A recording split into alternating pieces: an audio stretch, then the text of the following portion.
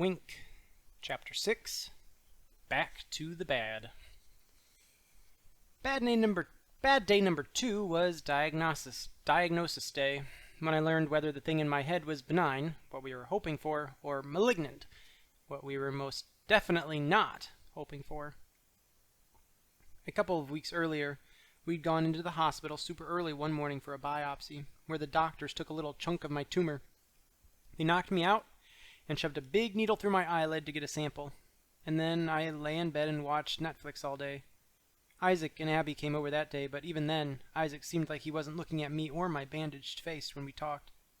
I had to wear a big patch for a couple of days and got a black eye afterward, but if I'm being totally honest, the black eye was kind of cool. I kind of liked the looks I got with it, like I'd been in a fight, like I was some kind of brawler. But this day, diagnosis day, was different, so it gets the bad day title. It was still summer, and that morning it was hot and humid. It felt like my clothes were soggy. It was a Tuesday, so my dad had to pull some major strings, but he got the morning off from a trial prep to take me. My dad, Linda, and I piled into Linda's Grand Cherokee and had a quiet morning drive to Dr. Scheffler's office. The kind of drive where Linda, in the passenger seat, unsure of what to talk about, chose to read random billboard and store signs aloud. Plasman Plumbing. We get things moving. 1 day only. Half-price mattresses. Gyros as big as your face. I'm not sure why she thought this was better than silence. My grandmother, Gammy, does the same thing sometimes. But Linda kept going until I wanted to bang my head against the window. When we arrived at Dr. Scheffler's office, he looked flustered. His hair was messed up in a few places where there was usually never a hair out of place. Okay. He looked us each in the eye. I'm not gonna sugarcoat this. We got the results back, and this is an aggressive tumor. A mucopurdiumoid carcinoma of the lacrimal gland. It's an incredibly rare tumor as well. We all just stared. I honestly didn't think I'd ever see one in my career. At that point, my head ever so gently dislodged from my neck and began to float toward the ceiling. At least that's how it felt. As my dad and Linda started asking about things like prognosis and outlook and treatment, my balloon head kept slowly rising towards the fluorescent light above me. It was the weirdest feeling, like I was watching from above while someone else heard all about how dangerous this tumor was, and about how one of the other doctors in the office had dealt with one of these before, and how she'd agreed to meet us. He went to get her, and we waited in stunned silence until they both came back. Dr. Inzer was a severe-looking woman. She was super thin and had incredibly straight, long black hair. With her lab coat on, she reminded me of a black and white popsicle. She was about as warm as one, too, but I was willing to forgive her personality if she could help me out. Hello, Ross. Mr. and Mrs. Malloy. She sat on a stool next to Dr. Scheffler with a posture that would have made a drill sergeant look lazy. I've looked through Ross's file, and I'm here to tell you I can help. My dad let out a breath like he'd been holding it in for weeks. Oh, thank God. Dr. Inzer gave him what I think was supposed to be a smile. Now, you might not like what I have to say, but you need to know this is an extremely aggressive tumor. She looked at me in the eye, and I swear I shivered. Here's what we need to do. She glanced at Dr. Scheffler, then scooted her stool toward me. She lifted her hand, an insanely long-fingered hand, up to my eye. We'll remove the entire eye and socket. She twisted her claw-like fingers around my whole eye area to demonstrate, like an ice cream scoop. That's really the only way to get safe margins. She gave me another alien smile. Maybe it was supposed to be comforting. We'll fit you for a prosthetic for that part of your face, of course. Then we'll follow up with radiation. She sat back, ready for questions. We all sat there blinking for a moment. Even Dr. Scheffler looked stunned. I can't speak for anyone else, but my blood had turned to ice. It was the bluntest delivery of horrible news I can imagine. Like she was telling me she was going to pop a zit on my forehead. My dad sat back, and I couldn't tell if he was going to yell at her or pass out. When When... when would you do this? Dr. Inzer didn't blink. I have an opening on Thursday morning. My dad's face fell. He looked to Dr. Scheffler for help, and then back. In 2 days? Dr. Inzer reached down and straightened the edge of her lab coat, gently settled her hands in her lap. I'm terribly sorry. I know this is a shock, but time is absolutely of the essence. I wasn't so sure I could speak. Is that the only way? Dr. Scheffler sat up and started to try to soften the blow. Well, I'm sure we can look into... Dr. Inzer put a hand on his arm. A look passed between them. She looked annoyed. In my opinion, Ross, this is our only option. I've dealt with this before. This is a serious tumor and needs to be handled as such. To be frank, your life is more important than your vision. Linda swallowed loudly. So his vision, it would... Dr. Inzer scooted back a bit. Obviously, there would be no vision in the resected eye, she sighed. The first sign that there was human life there. The unfortunate thing is that the radiation will almost certainly cause vision loss in the left eye as well. Jesus! My dad stood up, then immediately sat back down. How much vision loss? Total, unfortunately. In her defense, Dr. Inzer looked like it genuinely pained her to say it. Dr. Scheffler just looked uncomfortable. We all sat in silence for a bit. Linda fished a wadded-up Kleenex out of her purse and dabbed at her nose.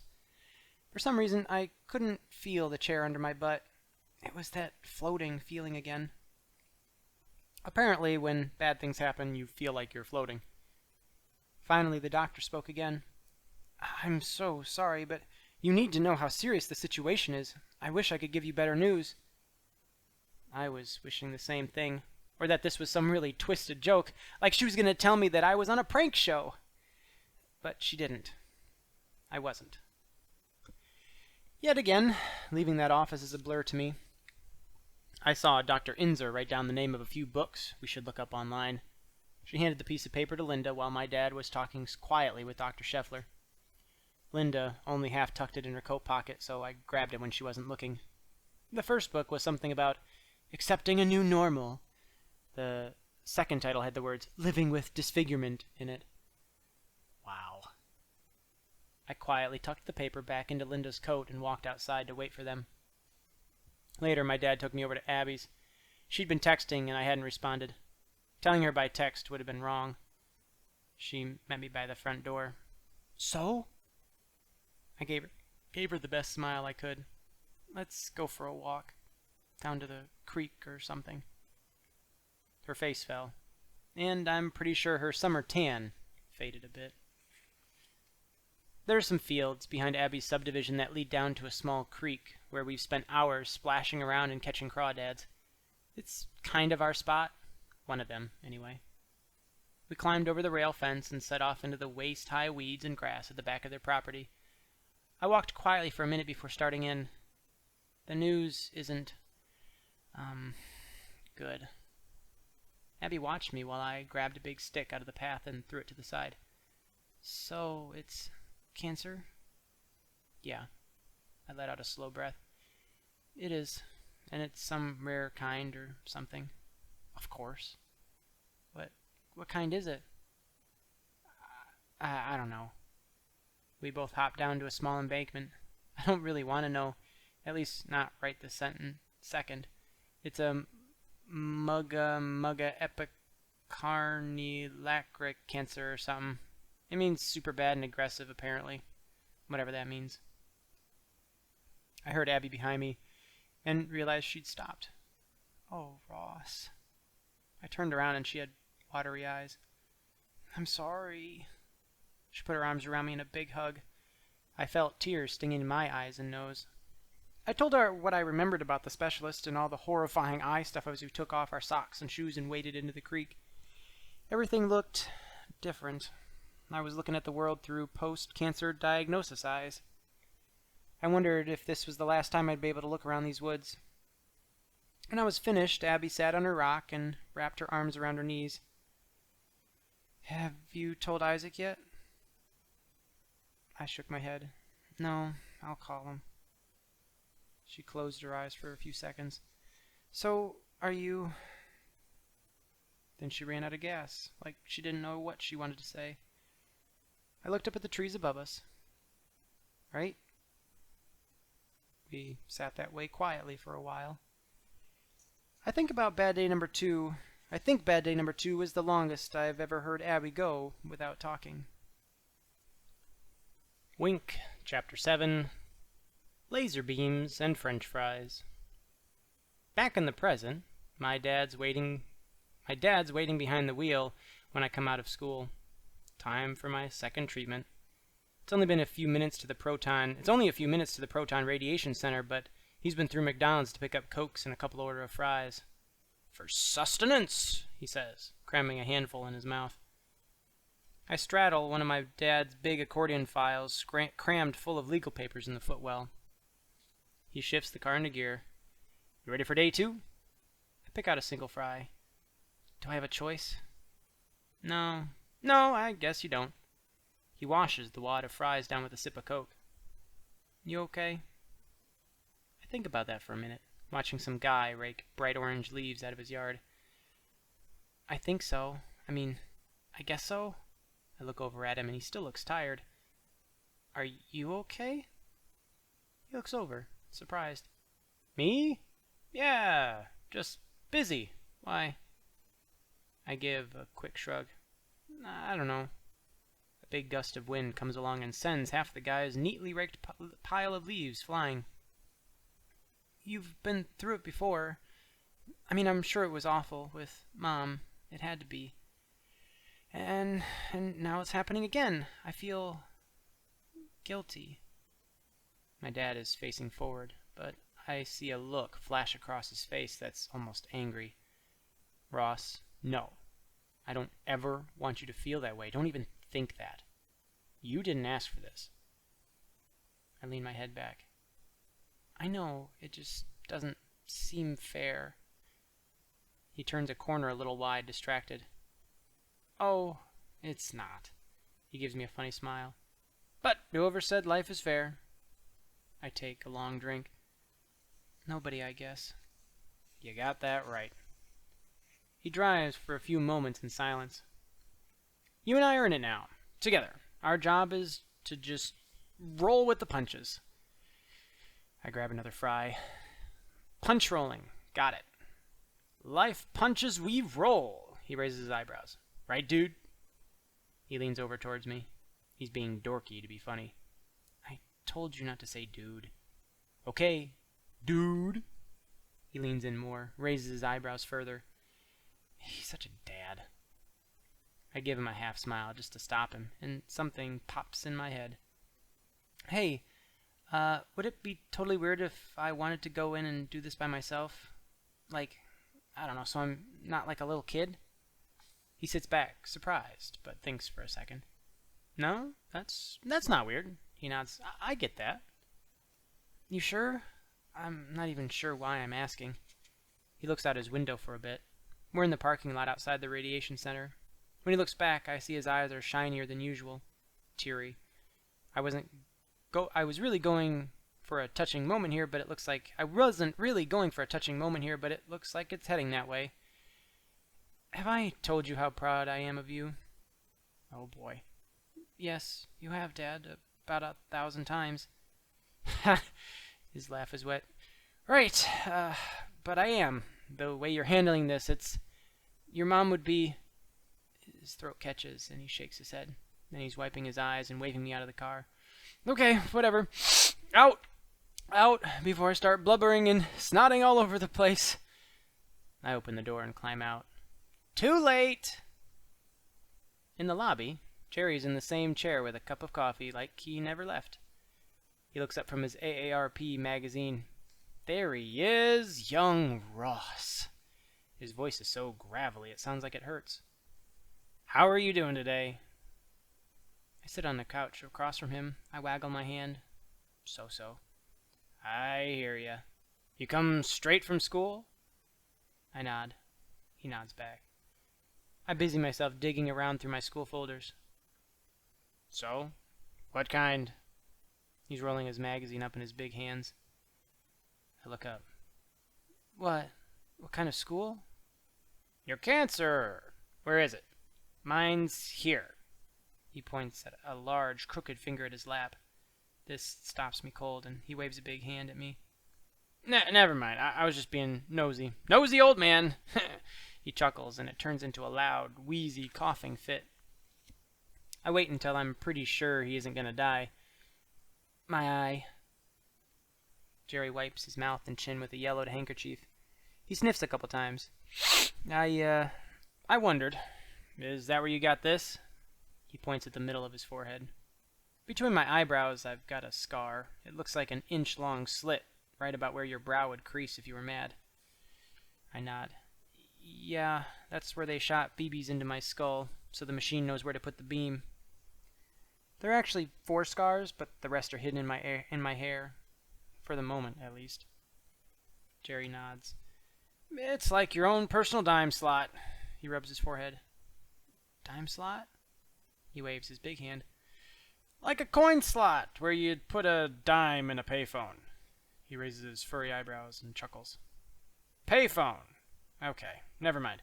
Your age, it's probably more of a Harry Potter scar, I'd guess. This surprises me.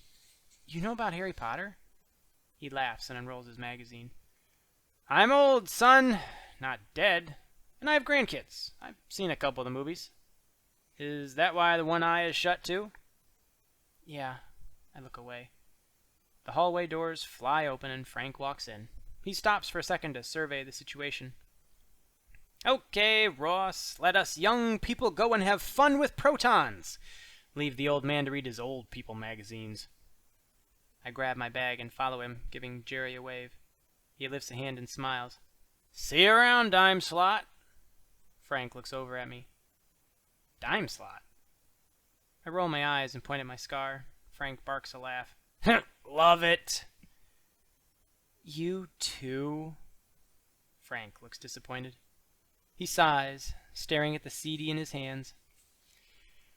Okay, Ross, this is dad rock, but it's better than last time, sort of.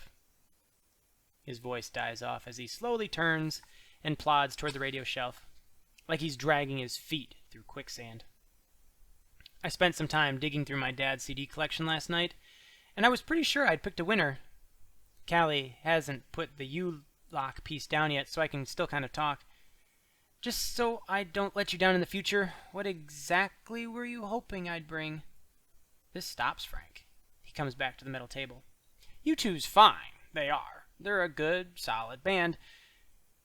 But don't you ever go off-roading? Musically, I mean. Listen to some stuff that's off the beaten path, or on the edges of the path, at least? I just lie there, as I can't move. I guess not. Okay. Tomorrow, I want you to bring something you love, but you're not sure anyone else would like. Something off the wall. Something maybe a little dangerous. I wait a second before I respond. Well, I would, but CDs are kind of for old people. Frank stares at me. Did you hear what he said, Callie? Did you hear that? I told you there were signs of life in this one. As Callie reaches over with the mouthpiece, he steps aside. Callie kept saying you were a big dud, but I said, no. I said, you watch. This kid has an inner something. We just have to keep digging. Callie smiles and shakes her head at me. If you'd like him removed, blink twice. Frank turns and walks to the CD player, waving his hands theatrically. Here you go, Ross. Here comes your stadium-ready, corporate-approved jock rock. Off to where the streets have no name. Callie checks the placement of my blob of blue nose clay and tells me not to mind him. The treatment feels long today, and I'm not sure why. There are several times when I realize my eye is drifting and I curse myself out in my head. The last thing I need is a deep-fried eyeball. As we're walking out, I tell Frank he should bring some of his CDs in tomorrow, as I've always had an interest in antiques. Says the kid who brought in an album from 30 years ago. Frank punches a button on the electric doors, and we walk into the mostly empty waiting room. Jerry must be getting zapped in the other treatment room. You watch. I'll have you off that spoon-fed top 40 junk in no time. Just then, The receptionist calls to me and tells me Dr. Throckton, the man with all the answers, wants to see me if I have a minute. 2 minutes later, I'm sitting across from him in an exam room, and I learn that things are about to go from bad to catastrophic. Wink, Chapter 8, Hats, and How to Hate Them. I'm at Abby's. There are 3 wide-brimmed hats spread out on her bed. Boy, she has her hands on her hips and blows a curl out of her face. Wow, this is some choice, I groan. Tell me again what exactly the doctor said. So I tell her for the 3rd time how Dr. Throckton had pulled me into his office after my treatment to announce I have to start wearing a hat. A big, wide-brimmed one to keep the sun off my face. Apparently, because of the radiation I'm getting from the treatments, I need extra protection from UV rays. And not just when I'm outside. Oh no! Everywhere. Indoors. Everywhere there are windows. At home, in the car, at the hospital, in school. Doctor's orders, he said. The risks from sun exposure are blawfully blah blah blah. Not blom, but blah is bloggerous and blottuation. The rest of our talk is a blur to me, because all I heard in my head was panic, rushing blood, brain static. All the chances of being a halfway normal 7th grader are slipping away from me. Now Abby and I are studying the only wide-brimmed hats my dad and I could find at the mall. My dad insisted on getting all 3, so I could think about it. What am I going to do? Throckton's like the smartest guy in the world, so he says I need it, but... My shoulders slump. Ooh, look at this one, Abby says, grabbing a hat. She's wearing these green furry monster gloves that she found in a Halloween store, her new favorite find. It has a little cape in the back here. She pulls a strap and the flap unfolds. To keep the tsetse flies off your neck. That's smart. She places it delicately on my head, tightens the chin strap. Okay. She steps back and looks me up and down. You look like you could be wrestling crocodiles on Animal Planet. But that's not all bad. Fantastic. I take off the hat and put on the one that makes me think of Gilligan's Island. She smiles. Hey, there's my little buddy. We've binged all the adventures of the SS Minnow at least twice over the years. In her basement, over Cheetos and Dr. Pepper. I try the 3rd hat on. It's a straw cowboy hat looking thing with the edges of the brim rolled up. Okay, that one really isn't that bad. I mean, it's horrible, but it's less horrible than the others. Partner? I walk over to the floor-length mirror on her closet door and see a cowboy staring back. I just need a piece of straw sticking out of my mouth. I look like I'm going to a hoedown. Abby pushes the other hats aside and sits on the edge of her bed. It's not that bad. You'll get through it. Maybe you should draw one of your characters on it or write doctor's orders in really big print. I fall into her Papazian chair. I might. Or prescription strength hat. We sat in silence for a minute.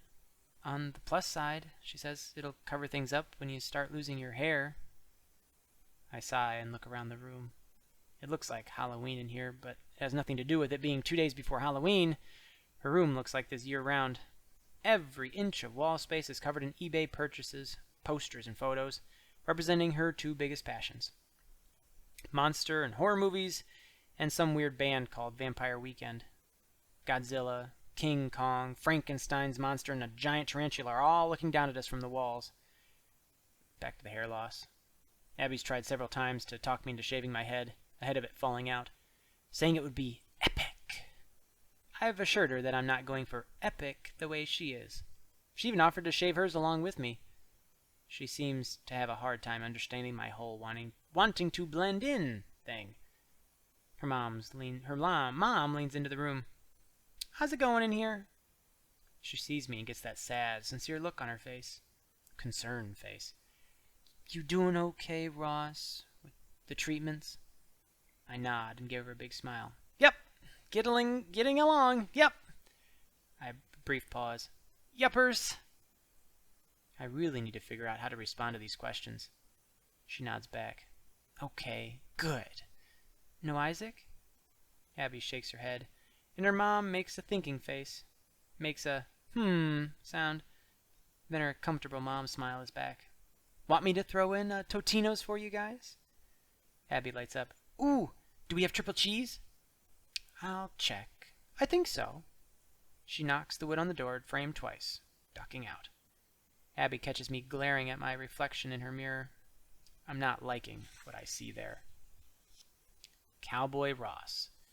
He of the goofy hat. It's gonna be fine, Ross. I nod. Sort of half nod. I'm telling you, Ross, Abby says, you need to grab this thing by the reins. If you gotta be the weird guy, own it. I put my head back and let out a long groan. Surly bat pig.